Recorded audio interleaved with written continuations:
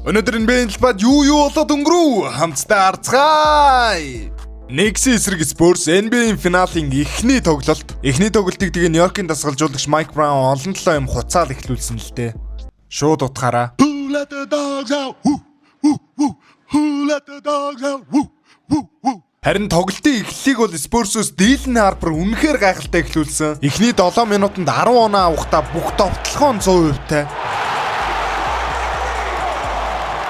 Харин Wemby бол товтлогоон дээр тийм үр нөлөөтэй байгаагүй ч хамгаалтан дээр бол үнэхээр сайн байсан. За тэгээд нэмээд Julian Champagne эхний хагаст 15 оноо авахдаа 5 удаа холын зан шидэлт хийсэн. За тэгээ гай газар доо ороос гэж Брансон өвдгөө бэртээсэн. Тэгээ хувцсолих өрөөрөө явсан ч гэсэн буцаад эргээд тоглолтондоо бол эргээд ирсэн. Тэгэд эргэж ирээд дахиад нэмээд чагаагаа бэртээсэн. Эхний хагас дуусахад бүх зүйл Нью-Йоркийн эсрэг ёстой яандаа л гэж бодож байсан. Тэгээ яаж яага талбай дээр Spurs-ийн фэн гарч ирснээр Wemby-тэй селфи хийж мийгээш. You saw the security guard in pursuit.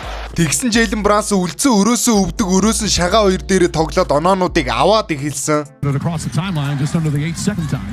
Brunson the spin goes at the rookie, backs up, leans in, floaters up. Shot won't go, but follows it himself. Jalen Brunson really got that dog in him. Woo. За тэгээд үүнээс хойш Knicks гайхалтай раануудыг хийсэн, Spurs ч дутхааргүй раануудыг хийж исэн. Тэгээ оноо ойрхон үед бөмбөг хэний гарт очих нь ойлгомжтой үзээ. Bridges looks back to Brunson. Corner three is up. Bang! Jalen Brunson on the drive, spins underneath, puts it up, puts it in.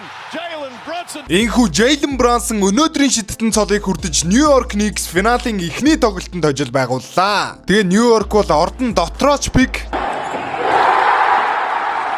Ордныхон гаднаач пик. I can't wait for this season like that. It's just like the top, baby. And I can't wait for this season like this. It's like tonight. Number one is down. 3 more to go. Let's kill this. Let's kill this. It's up. It's up. Яа, финалийн 3 дахь тоглолт Knicks-ийн талбай дээр. Тэр тоглолтыг л үзмээр байна да.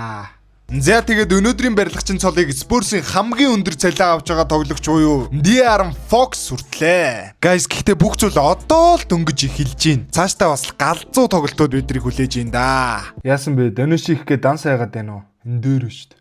Дээр.